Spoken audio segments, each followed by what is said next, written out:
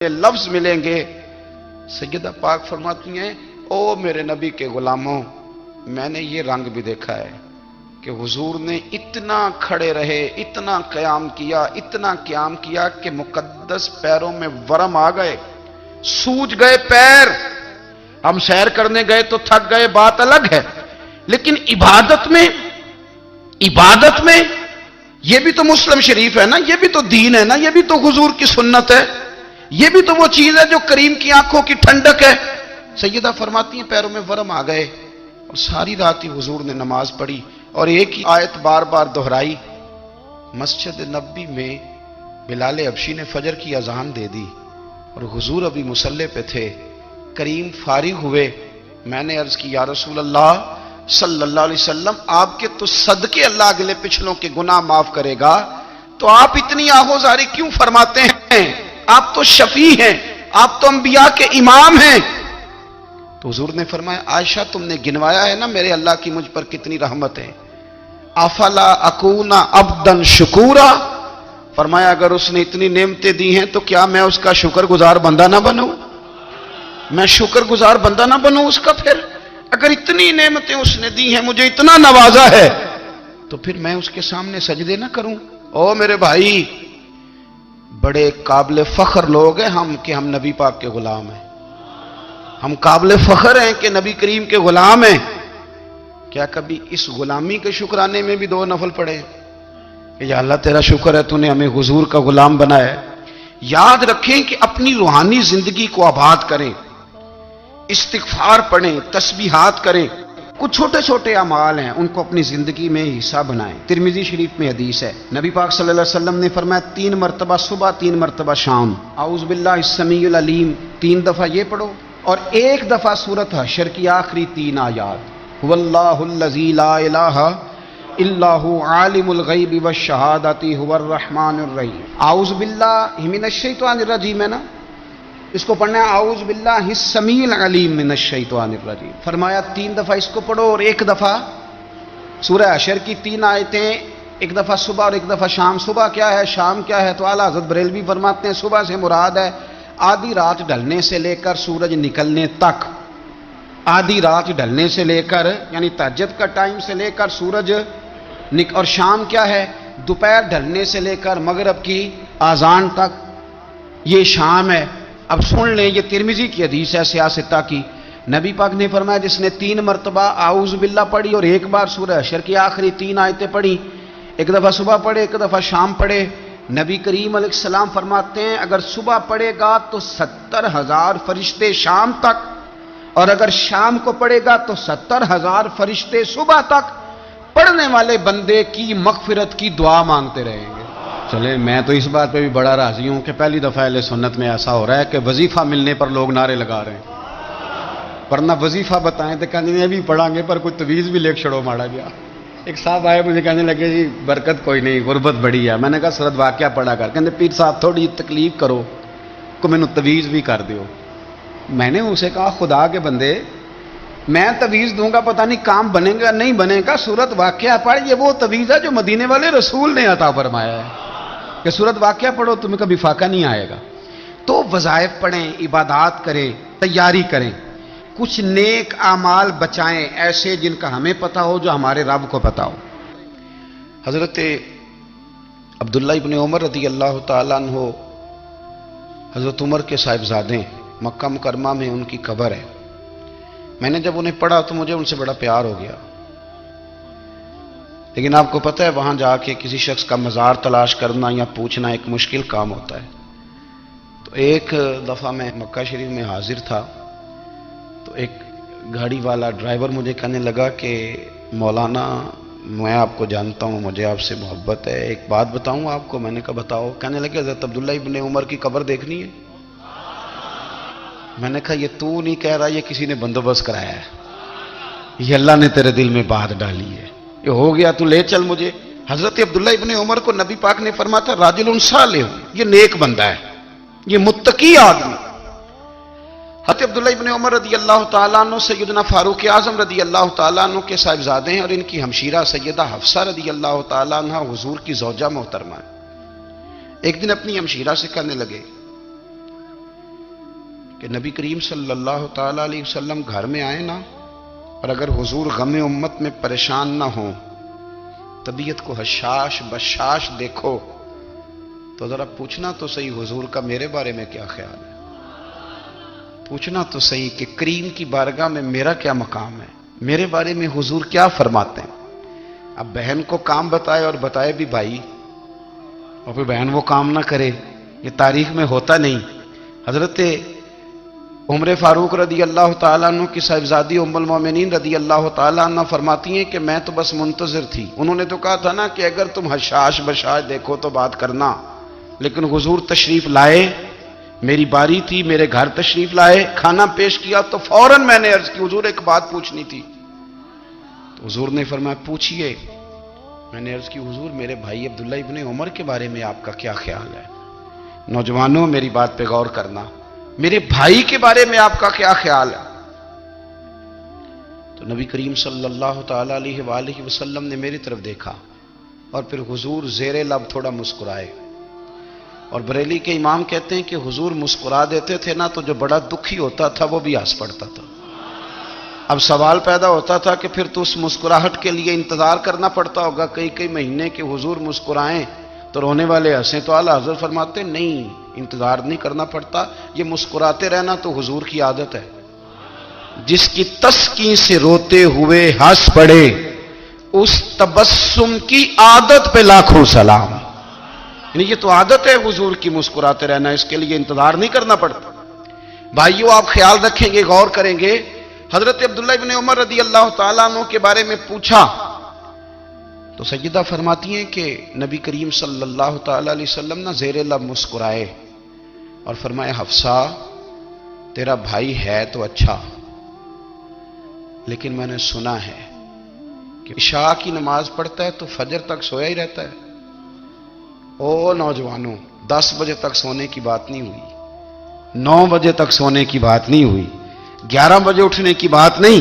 حضور فرمانے لگے میں نے سنا ہے کہ عشاء کی نماز پڑھ کے سو جاتا ہے اور فجر تک سویا ہی رہتا ہے، اسے چاہیے کہ تہجد کے وقت اٹھا کرے، اللہ کی بارگاہ میں حاضر ہوا کرے، آہوزاری کرے، سجدے کرے، عبادت کرے، اٹھتا ہے اور فجر میں جا کے اٹھتا ہے۔ حضرت جناب حفصہ رضی اللہ تعالیٰ عنہ کہتی ہیں میں نے جناب عبداللہ ابن عمر کو پیغام دیا اور میں نے کہا میرے جوان بھائی سن، نبی پاک نے فرمایا ہے تو اچھا پر تہجد میں نہیں اٹھتا، نفل نہیں پڑھتا۔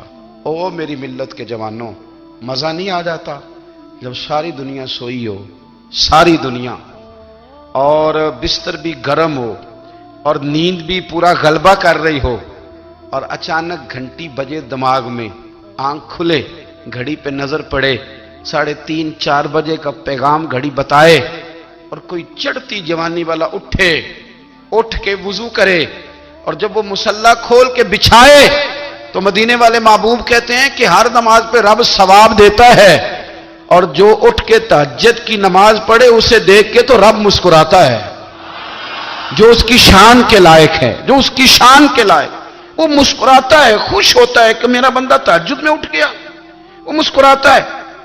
کاش ہماری صبحیں کبھی اپنے مالک کے نام ہو جائیں، کاش کے صبح۔ حضرت ابو الحسن رحمت اللہ تعالی علیہ حضرت معاذ ابن جبل رضی اللہ تعالیٰ عنہ کے پاس بیٹھا کرتے تھے، فرماتے ہیں ان سے جو پیار بڑھا تو پھر میرا مصلی سے بھی بڑھ گیا۔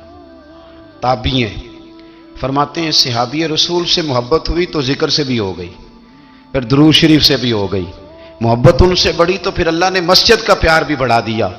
آپ فرماتے ہیں کہ میری ہر وقت طبیعت چاہتی تھی کہ بس اللہ اللہ کروں، بس اللہ اللہ کروں، بس نہ میں ذرا تھوڑی جان چھڑاؤں لوگوں سے، کوئی 10 منٹ ملے تو میں کوئی 4 نفل پڑھ لوں، میں تھوڑا سا نہ بچوں لوگوں سے، اور مجھے تسبیح ملے تو میں نہ کوئی 400-500 دفعہ استغفار پڑھوں، سبحان اللہ، الحمدللہ، اللہ اکبر، لا حول ولا قوت الا باللہ، میں نہ تسبیحات پڑھوں۔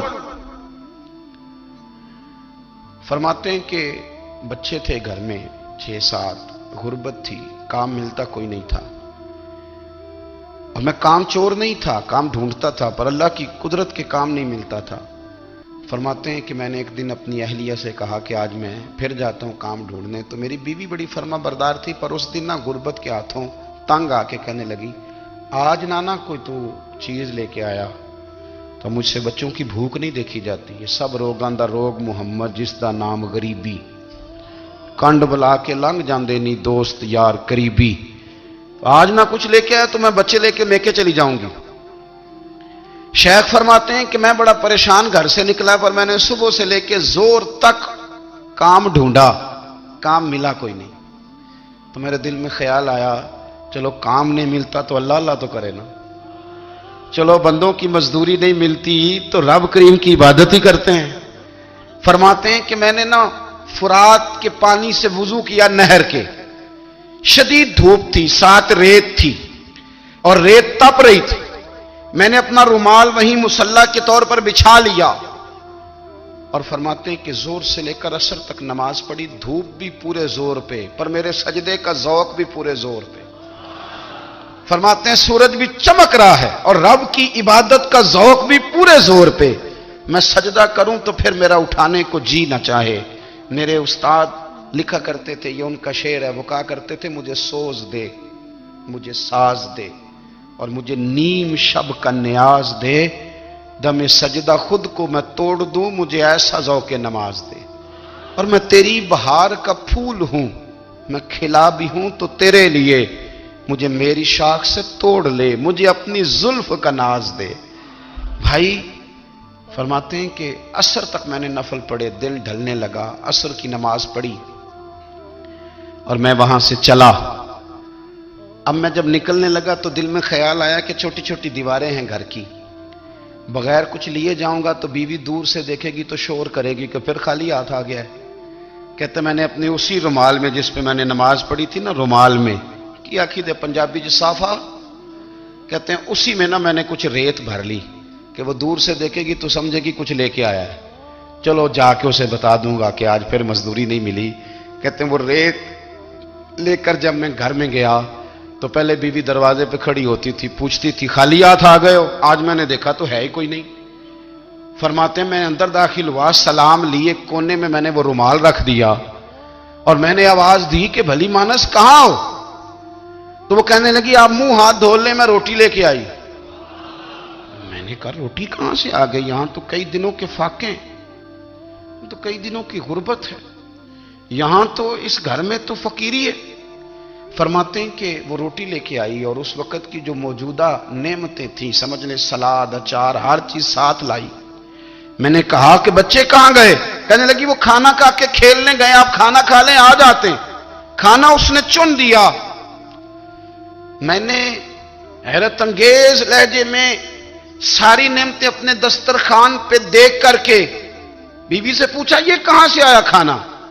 بچوں کو تو نے کہاں سے کھانا کھلایا؟ یہ سارا کچھ کیسا ہے؟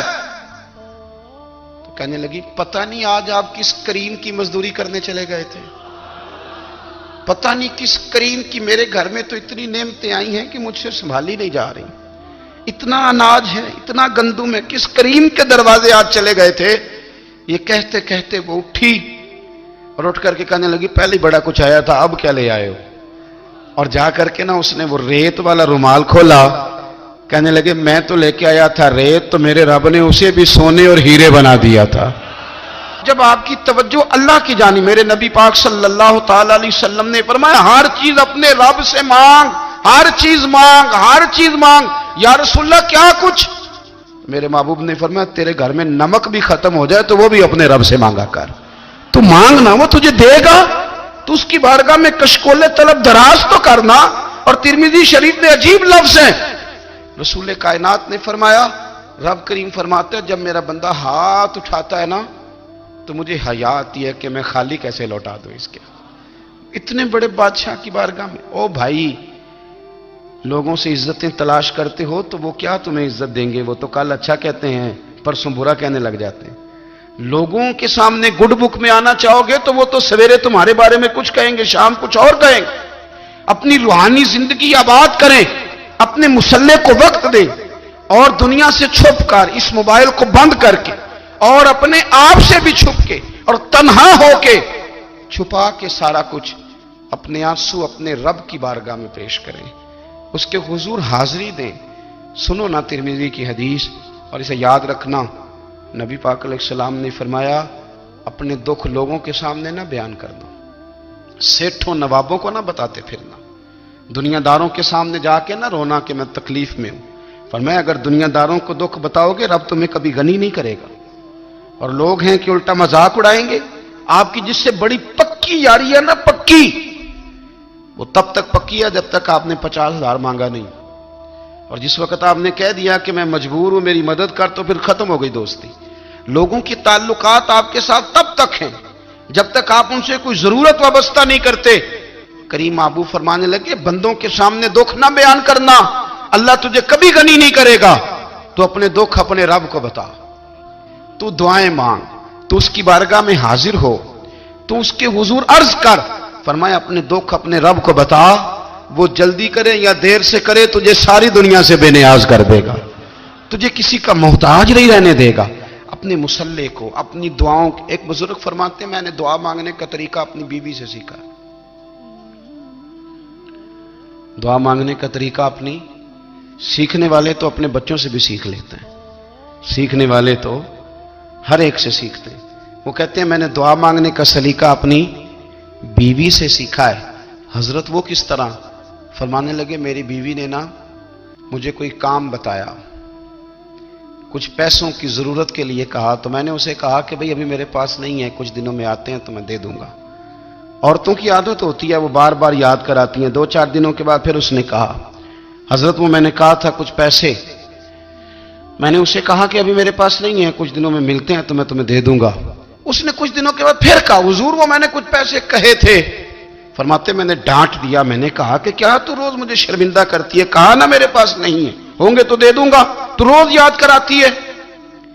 फरमाते उसने पहले तो मेरी डांट को सहा, फिर मेरे सख्त जुमलों ने उसकी आंखों में आंसू पैदा कर दिए, फिर उसने अपने आंचल में अपने उस दुख को समेटा, और फिर उसने एक जुमला कहा तो मैं रो पड़ा और मुझे अपने रब से मांगने का तरीका आ गया। मुझे कहने लगी, हजरत जी आपने डांट दिया, मैंने सह लिया, पर आप ही मेरे शौहर हैं, बताएं ना, आपसे ना कहूं तो मैं किससे जाके कहूं। फरमाते हैं मैं रो पड़ा और मैं खुल के रोया और मैं तड़प के रोया और फिर मेरी सिसकियां बंद गईं। तो मुझे कहने लगी आपको क्या हुआ? मैंने कहा मुझे भी दुआ मांगनी आ गई है। जब मैं उसे कहूंगा ना अल्लाह तू ही मेरा रब है, मैं तुझसे ना कहूं तो मैं किससे जाके कहूं, मैं क्यों किसी बंदे से सवाल करूं, मैं क्यों किसी दुनियादार से कहूं, मैं तेरे बंदों का, नेक बंदों का वसीला लेके, तेरे महबूब की गुलामी लेके तेरी बारगाह में आया, तुझसे ना मांगूं तो किससे मांगूं। समझ आ गई है, जब मैं इस रंग में मांगूंगा तो फिर रब मेरे ऊपर बड़ा ही फजल फरमाएगा, वो मेरे ऊपर बड़ी रहमत करेगा, वो मेरे लिए आसानियां करे। अजीज दोस्तों, हम इस तरह करने लग गए हैं कि हमने ना अपने ताल्लुकात पर एतमाद करना शुरू कर दिया है।